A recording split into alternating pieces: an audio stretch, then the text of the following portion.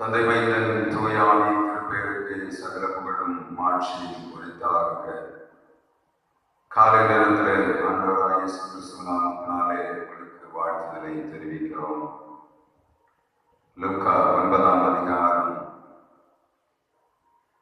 12ஆம் வசனத்திலிருந்து 17ஆம் வசனம் வரையிலும். சாயங்காலமாகிற போது 12 சேர்ந்து வந்து அவரை நோக்கி, நாம் இருக்கிற இடம் வனாந்தரமாக இருக்கிறது. சுற்றி இருக்கிற ஊர்களிலும் கிராமங்களிலும் ஜனங்கள் போய் தங்கி போஜன பதார்த்தங்களை சம்பாதித்துக் கொள்ளும்படி அவர்களை அனுப்பிவிட வேண்டும் என்றார்கள். அவர் அவர்களை நோக்கி, நீங்களே அவர்களுக்கு போஜனம் கொடுங்கள் என்றார். அதற்கு அவர்கள், எங்களிடத்தில் 5 அப்பங்களும் 2 மீன்களும் மாத்திரம் உண்டு.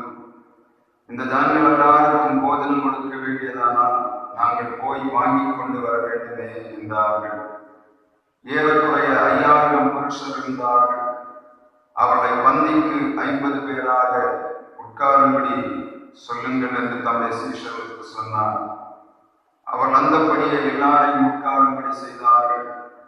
அப்பொழுது அவர் அந்த 5 அப்பங்களையும் அந்த 2 மீன்களையும் எடுத்து வானத்தை எண்ணாந்து பார்த்து அவைகளை ஆசீர்வதித்து விட்டு ஜனங்கள் முன் வைக்கும்படி சீஷர்களுக்கு கொடுத்தார். எல்லாரும் சாப்பிட்டு திருப்தி அடைந்தார்கள். மீதியான துணிக்கைகள் 12 கூடை நிறைய எடுக்கப்பட்டது. எல்லாரும் சாப்பிட்டு திருப்தி அடைந்தார்கள். மீதியான துணிக்கைகள் 12 கூடை நிறைய எடுக்கப்பட்டது.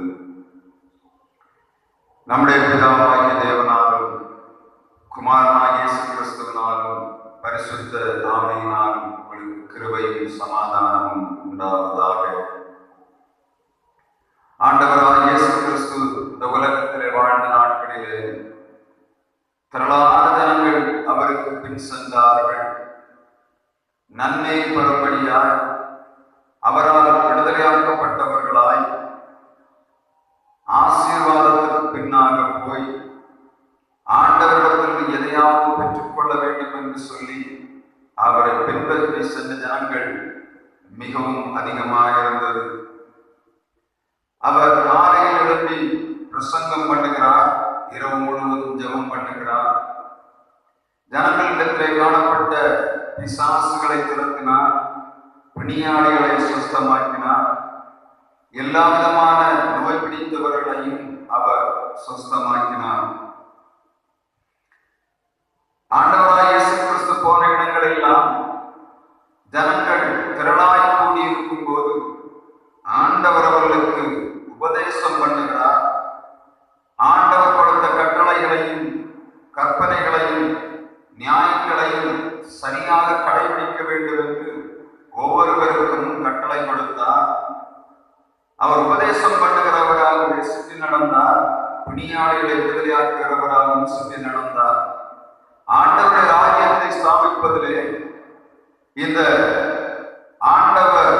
ஆண்டவராகிய இயேசு கிறிஸ்து தன்னுடைய எல்லா காரியங்களையும் செலவு பண்ணுகிறார். அவருடைய நேரம், அவருடைய பிரயாசங்கள், கர்த்தர் அனுப்பிவிட்ட ஆண்டவராகிய தேவன் அனுப்பிவிட்ட அவருடைய நோக்கத்தை நிறைவேற்றும்படியாய் எல்லா காரியங்களையும் அன்றைக்கு செய்தார். ஜனங்கள் திரளான ஜனங்கள் கூடியிருக்கும் போது அவர் பிரசங்கம் பண்ணுகிறார். இவர் வனாந்தரத்திற்கு போனாலும் அங்கே ஜனங்கள் அவருடைய உபதேசத்தை கேட்கும்படியாய் கூடுகிறார்கள். அவர் கடற்கரையில் சென்றாலும் திரளான ஜனங்கள் அவருடைய பிரசங்கத்தை உபதேசத்தை கேட்கும்படியாய் கூடி வருகிறார்கள். இயேசு வனாந்தரமான இடத்துக்கு போகிறார். திரளான ஜனங்கள் அவருக்கு பின் சென்றார்கள். நாம் வாசித்த அந்த வேத பகுதியிலே ஏறக்குறைய 5000 புருஷர் இருந்தார்கள். ஆண்டவருடைய பிரசங்கத்தை வனாந்தரத்திலே கேட்கும்படியாக ஆண்டவர் பிரசங்கம் பண்ணி கொண்டிருக்கிறார்.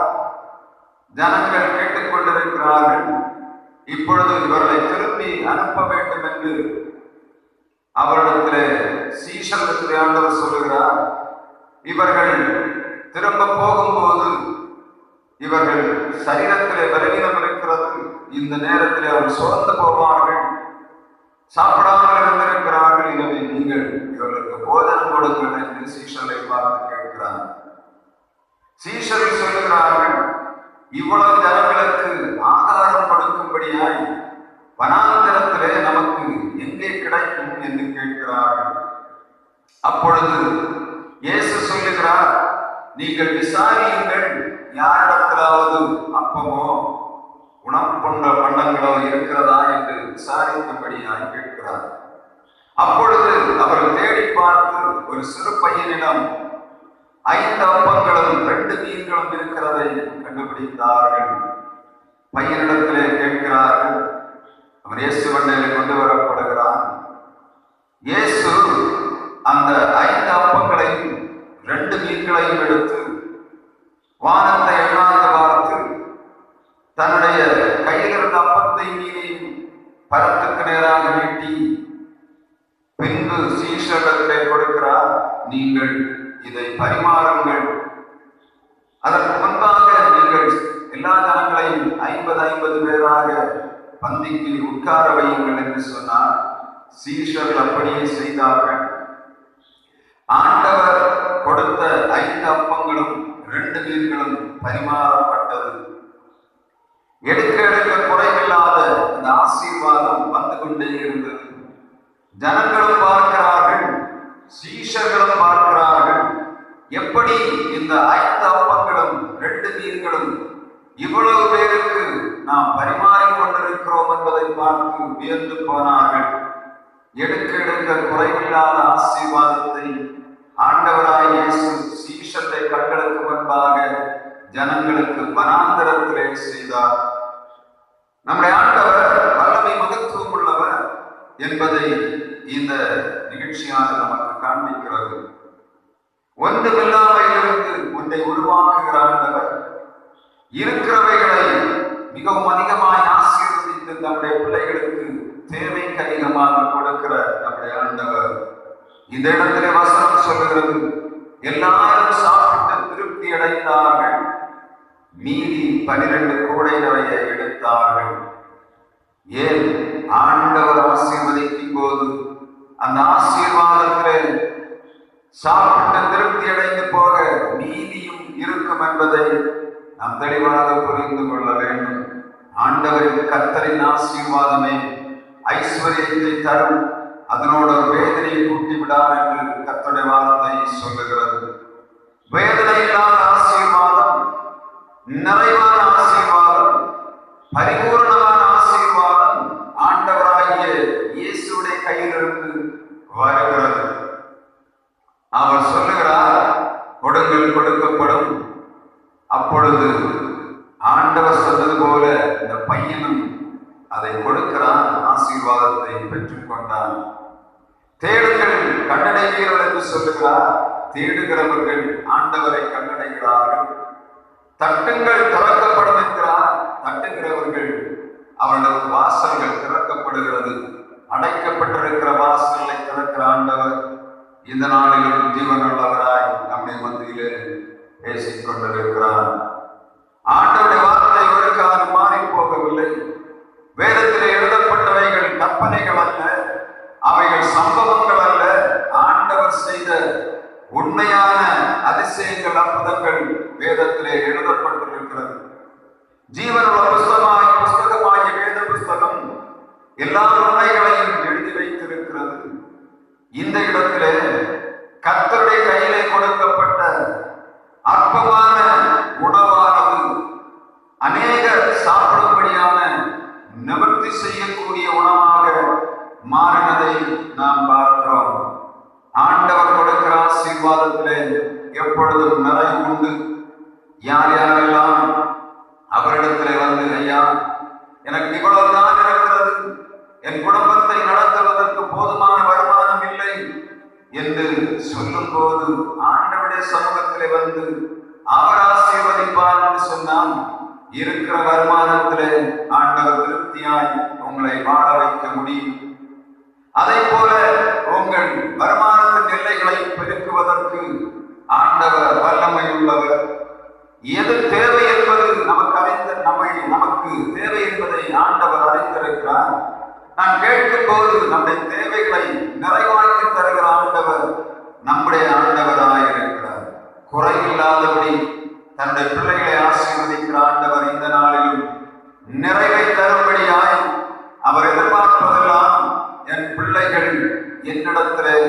சொல்ல வேண்டும். குறைகள் நிறைவாகும்படியாக அவருடைய பாதத்தை தேட வேண்டும் என்று ஆண்டவர் எதிர்பார்க்கிறார். அவரிடத்திலே சொல்லாமல் உலக மனிதரிடத்திலோ மற்றவர்களிடத்திலோ சொல்லும் போது குறைவுகள் நிறைவாவதில்லை. குறைவுகள் இன்னமும் அதிகமான குறைவுகளையே சந்திக்கிறது. நிறைவானவர் இருக்கும் போது குறைவானவரிடத்திலே சொல்லுவதை காட்டிலும் நிறைவானவரிடத்திலே சொல்லி நிறைவான ஆசீர்வாதத்தை பெறும்படியாய் ஆண்டவர் எதிர்பார்க்கிறார். நம்முடைய கையிலே கொடுக்கப்பட்டிருக்கிற வேலைகளிலே வருகிற வருமானம், நமக்கு ஆண்டவர் தந்திருக்கிற தாளந்துகளினாலே கர்த்தர் நமக்கு கொடுக்கிற வருமானங்கள், ஆசீர்வாதங்கள் எவைகளானாலும் ஆண்டவர் ஆசீர்வதிப்பார் என்று சொன்னால் அது உங்களுக்கு தேவைக்கு இருக்கும், அது பரிபூர்ணமாக இருக்கும். மீதி எடுக்கக்கூடிய அளவிலே ஆண்டவருடைய ஆசீர்வாதம் காணப்படும். ஆண்டவராகிய தேவன் வல்லமை உள்ளவர். அவர் சர்வ வல்லமை உள்ளவர். எந்த காரியத்தையும் அவர் அரைகுறையாய் செய்கிறவர் அல்ல, நிறைகுறையாய் செய்கிற நம்முடைய ஆண்டவர் இந்த காலை நேரத்திலே சகல குறைவுகளோடும் நாம் வாழ்ந்து கொண்டிருக்கிறோம். ஆனால் இந்த குறைவுகள் மத்தியிலே ஆண்டவரிடத்திலே வருகிறோமா? நமக்கு தந்திருக்கிறதிலே ஆண்டவர் கேட்கிறதை கொடுக்கிறோமா என்பதை நாம் யோசித்து பார்க்க வேண்டும். ஆண்டவர் நல்ல நேரங்களை தருகிறார், நல்ல சமயங்களை தருகிறார். அவருடைய சமூகத்திலே வந்து அவரை ஆராதிக்க வேண்டும், அவரை தொழுது கொள்ள வேண்டும் என்று எதிர்பார்க்கிறார். கர்த்தர் நல்ல வருமானத்தின் வாய்ப்புகளை உருவாக்கி தருகிறார். அந்த வருமானத்தின் வாய்ப்புகளிலே ஆண்டவர் கேட்கிறதை கொடுக்கிறோமா என்பதை ஆண்டவர் சோதித்து பார்க்கிறார். நல்ல சுகம்பரன் ஆரோக்கியத்தை தருகிறார். அந்த சுகம்பரன் ஆரோக்கியத்தை எதற்காக செலவு பண்ணுகிறோம் என்பதையும் ஆண்டவர் பார்த்து கொண்டிருக்கிறார். சிறு பையன் தான் 5 அப்பங்களை மீன்களையும் கையில் வைத்திருக்கிறான். எத்தனையோ பெரிய மனிதர்கள் 5000 பேருக்கு மேலாக வந்திருக்கிறார்கள். யாரும் உணவை பத்திரப்படுத்தி வைக்கவில்லை. சிறு பையனிடத்திலே எப்படி பத்திரமாக உணவு வைக்கப்பட்டிருந்தது என்பது மிகவும் ஆச்சரியமான காரியம். சிறு பிள்ளைகளிடத்திலே கொடுக்கப்பட்ட உணவு அது சீக்கிரமாக தீர்ந்து போகும். ஆனால் இந்த இடத்திலே பெரிய மனிதர்கள் மறந்து போன காரியத்தை ஒரு சிறு பையன் மூலமாக ஆண்டவர் நிறைவேற்றுகிறதை நாம் பார்க்க முடியும். சிறு பையன் ஆண்டவர் கேட்கிறார், கொடுப்பாயா என்று கேட்கும் போது அவன் மனம் வந்து கொடுக்கிறான். கர்த்தருடைய ஆசீர்வாதம் அங்கே வெளிப்படுகிறது. சீஷர்கள் ஆகாரத்தை தேடுகிறார்கள். ஜனங்கள் ஆகாரத்துக்காக வாஞ்சித்துக் கொண்டிருக்கிறார்கள். சிறு பையன் ஒருவன் தன்னிருக்க ஆகாரத்தை ஆண்டவருடைய கையிலே கொடுக்கிறான். ஆசீர்வாதம் அங்கே நிறைவாகிறது. திரளான ஜனங்கள் புசித்தார்கள். சீஷர்கள் அதிசயப்பட்டார்கள். ஆண்டவருடைய அற்புதம் அவ்வளவு விலையேறப்பட்டதாக இருந்தது. கர்த்தர் நமக்கு தருகிற நேரம், கர்த்தர் நமக்கு தருகிற பொருளாதார வசதிகள், கர்த்தர் நமக்கு தருகிற சரீர சுகபலன் ஆரோக்கியத்தை எங்கே கொண்டு செலவிடுகிறோம் என்பதை நாம் ஒரு நிமிடம் சிந்தித்து பார்க்க வேண்டும். ஆண்டவருடைய கையிலே கொடுக்கப்பட்ட உங்கள் நேரங்கள், ஆண்டவருடைய கையிலே கொடுக்கப்பட்ட உங்கள் செல்வத்தின் பகுதிகள், ஆண்டவருடைய கையிலே கொடுக்கப்பட்ட உங்கள் சரீர பலன் அனைத்தும் ஆண்டவர் பன்மடங்காய் திருப்பி தருகிறவராய் இருக்கிறார். காலை நேரத்திலே ஆண்டவருடைய வார்த்தை சொல்லுகிறது, அதிகாலையில் என்னை தேடுகிறவர்கள் என்னை கண்டடைவார்கள். சிங்கக்குட்டியை காட்சியடைந்து பட்டினியாக இருக்கும் கர்த்தரை தேடுகிறவர்களுக்கோ ஒரு நன்மையும் குறைவு வராது. காலைதோறும் ஆண்டவருடைய கிருபை புதிதாக இருக்கிறது. ஒவ்வொரு நாளிலும் ஆண்டவர் நம்மை நடத்தி வருகிறார். அவர் நமக்கு தருகிற நேரம், அவர் நமக்கு கையில் தருகிற செல்வங்கள், கர்த்தர் நமக்கு தருகிற சரீர சுகபலன் ஆரோக்கியம், இவைகள் ஆண்டவருடைய சமூகத்திலே ஆண்டவருடைய கையிலே ஒப்புக் கொடுக்கும்படியாய், நீங்கள் நிறைவான ஆசீர்வாதத்தை பெற்று மீதி எடுக்கும்படியாய், கர்த்தருடைய கையிலே கொடுக்கும்படியாய் ஆண்டவர் கேட்கிறார். கொடுக்கிறவர்களை ஆசீர்வதிக்கிறார், ஜெபிக்கிறவர்களை ஆசீர்வதிக்கிறார். இருக்கிறார். ஆண்டவருக்காக வேலை செய்கிறவர்களை ஆண்டவர் ஆசீர்வதிக்கிறார்.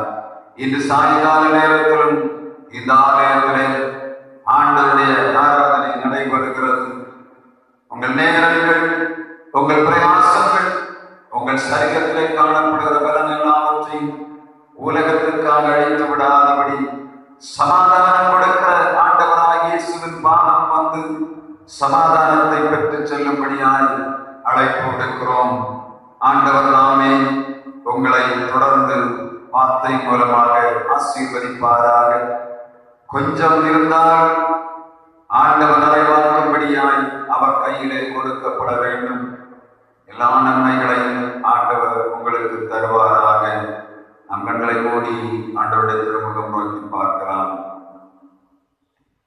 அண்ட சராசரங்களை வார்த்தையினாலே படைத்து பூமி மண்ணினாலே எங்களை உருவாக்கி உம்மை தொழுது சேமிக்கும்படியாய் நீர்களுக்கு தந்திருக்கிற நல்ல ஜீவன், சுகம், பலன், ஆரோக்கியத்துக்காக நாங்கள் உமக்கு நன்றி செலுத்துகின்றோம். காலை நேரத்தில் பிள்ளைகளாகிய நாங்கள் உங்களுடைய திருமுகம் நோக்கி பார்க்கிறோம் ஐயா. எங்கள் சரீரத்திலே பலவீனங்களோடு எழுப்புகிறோம். பலன் தருகிற உங்களுடைய கரத்திலே எங்களை சமர்ப்பிக்கிறோம். எங்கள் கையின் பிரயாசங்களை நாங்கள் நிறைவான ஆசீர்வாதம் பெற வேண்டும் என்று விரும்புகிறோம். எங்கள் கையின் பிரயாசங்களை உம்முடைய கரத்திலே தருகிறோம். நாங்கள் சரீரத்திலே பலனுள்ளவர்களாய் வாழ வேண்டும் என்று எதிர்பார்க்கிறோம். நீர் எங்களுக்கு தருகிற நல்ல சுகம், பலன், ஆரோக்கியத்தை உம்முடைய கரங்களிலே தருகிறோம். இந்த நாளிலும் தொழில் செய்கிறவர்கள், வியாபாரம் செய்கிறவர்கள், கல்விச்சாலைகளில் வேலை செய்கிறவர்கள், ஆசிரியர்கள், செவிலியர்கள், மருத்துவர்கள், கூலி வேலை செய்கிறவர்கள், கட்டட பணியாளர்கள், முந்திரியாலைகளில் வேலை செய்கிறவர்கள், ரப்பர் தோட்டங்களிலே வேலை செய்கிறவர்கள், எல்லா விதமான பணி செய்கிறவர்களோடு சொந்தமாக வாகனங்கள் வைத்து ஓட்டுகிறவர்கள், சொந்தமாக கடைகள் வைத்திருக்கிறவருடைய பிள்ளைகளை கர்த்தர் கண்ணோக்கி பார்ப்பீராக. காலை நேரத்திலே யார் யாரெல்லாம் அவருடைய திருமுகம் நோக்கி பார்க்கிறார்களோ அவருடைய வாழ்வை செழிப்பாக பண்ணுவீராக. அவள் கையிடுகிற பிரயாசங்களை ஆசீர்வதிப்பீராக. இந்த நாளில் உங்களுடைய வல்லமை உங்களுடைய பிள்ளைகளை ஆளுகை செய்வதாக. ஈரலின் அதிகாரத்துக்குள்ளே கட்டப்பட்டு பாவத்துக்குள்ளே மூழ்கி போய் கிடக்கிற எங்கள் தேசத்தை கர்த்தர் கண்ணோக்குவீராக. சாதாரணத்துக்குள்ளே மூழ்கி காலை நேரத்திலிருந்து சாயங்காலம் வரையில் குடித்துக் கொண்டிருக்கிறார்கள் ஆண்டவரே. எங்கள் தேசத்துக்கு எப்போது இறங்குவீர் ஆண்டவரே, இரக்கம் செய்வீராக. கர்த்தாவே 24 மணி நேரம் செல்களுக்குள்ளே மூழ்கி கிடக்கிற எங்கள் பிள்ளைகளை கண்ணோக்கி பாருங்க ஆண்டவரே. எங்கள் தேசத்திற்கு எப்பொழுது இரக்கம் செய்வீர் ஆண்டவரே. 24 மணி நேரம் பாவத்துக்குள்ளே சிக்கிக் கொண்டு கிடக்கிறார்களே, எங்கள் தேசத்துக்கு எப்பொழுது இரக்கம் செய்வீர் ஆண்டவரே. உங்களுடைய ஆலயத்திலே வெளிப்படுகிறீர், கூப்பிட்டுக் கொண்டிருக்கிறீர், அறிவித்துக் கொண்டிருக்கிறீர். மனஸ்தாபம் உள்ளவராய், இரக்கம் உள்ளவராய் கெஞ்சிக் கொண்டிருக்கிறீர். அதை இந்த ஜனங்கள் உணர்ந்து மனம் திரும்பும்படியாய் கிருபை தருவீராக. மனம் திரும்புவதே பாவி நிமித்தம் பரலோகத்திலே மிகுந்த சந்தோஷம் உண்டாயிருக்கும் என்று உடைய வார்த்தை சொல்லுகிறது. பரலோகம் சந்தோஷப்படும் போது இந்த பூமியிலும் அவளை சுற்றி இருக்கிற ஜனங்கள், அவளை நம்பி இருக்கிற ஜனங்களுக்கு ஆசீர்வாதம் உருவாகுமே.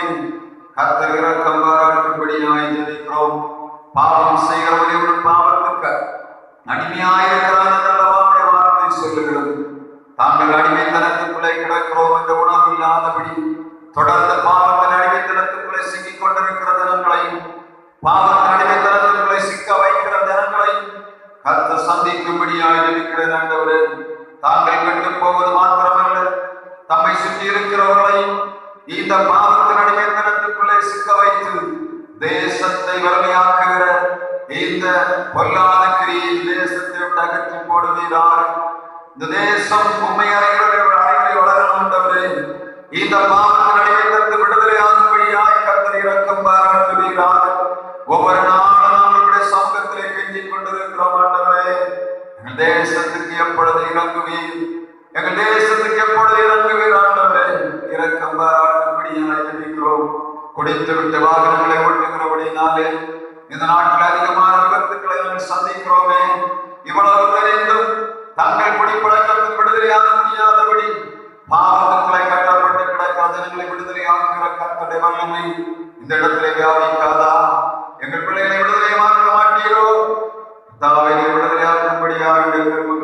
நாங்கள் கெஞ்சி நிற்கிறோம்.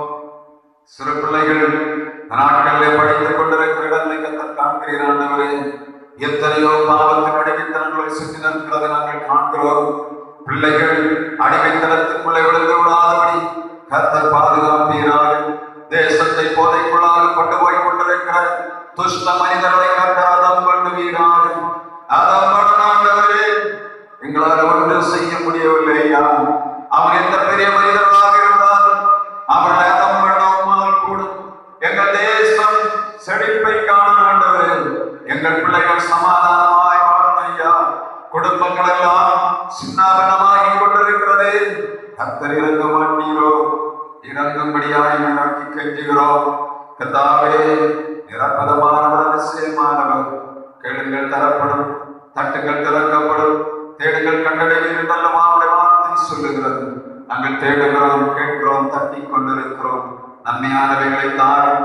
வெளிமாவட்டங்களிலே, வெளிமாநிலங்களிலே, வெளியூர்களிலே வேலை செய்கிறார். உங்களுடைய பிள்ளைகளை கண்ணாக்கி பார்ப்பீரால் சுகமல ஆரோக்கியத்தை கட்டளையிடும். தொடர்ந்து பாதுகாக்கும்படியாக ஜெபிக்கிறோம். கர்த்தாவே, வருத்தமனைகளிலே குழந்தை செல்வங்களுக்காக, கர்த்தாவே, பிரசவத்துக்காக அனுமதிக்கப்பட்டிருக்கிற பிள்ளைகளை கண்ணாக்கி பார்ப்பீரால் கர்த்தர் தம்முடைய பிள்ளைகளுக்கு இறக்கம் பாராட்டும்படியாக ஜெபிக்கிறோம். தெய்வமே, பிரசவத்திலே பிள்ளைகளை பெற்றுக்கொண்ட பிள்ளைகளுக்கு கர்த்தர் தொடர்ந்து நன்மை செய்வீராக. உடைய சரீரத்தின் தேவையான சுகமான ஆரோக்கியத்தை கட்டளையிடுவீராக. குழந்தை செல்வங்களுக்காக எதிர்பார்த்துக் கொண்டிருக்கிற எங்கள் பிள்ளைகளுக்கு கர்த்தர் நன்மை செய்வீராக. உங்களுடைய தயவுள்ள கரங்களோடு இருப்பதாக எல்லா நன்மைகளையும் இந்த கருத்தில் இருக்கிறது ஆண்டவரே. நன்மையான எந்தையும் பூரணமான எந்த வரவும் ஜோதியில் பிதாமணத்தில் இறங்கி வருகிறது. அந்த நன்மையான இவர்கள் பூரணமான வரங்களை நாங்கள் நிறைவாய் பெற்ற வாழ்விலே செழிக்கும்படியாய் கிருபைதான். இன்று சாயால் நடைபெறுவருடைய ஊழியத்தின் ஆராய்ந்த கனவிலே தருகிறோம். அநேகர் வந்து உம்மை தேடி ஆசீர்வாதத்தை நிறைவாக்கும்படியாய் கிருபைதான். அற்புதமான கரங்களில் தாழ்த்துகிறோம். இறைவன் நேச கிறிஸ்து நாமத்தில் ஜெபிக்கிறோம் எங்கள் ஜீவன நல்ல பிதாவே.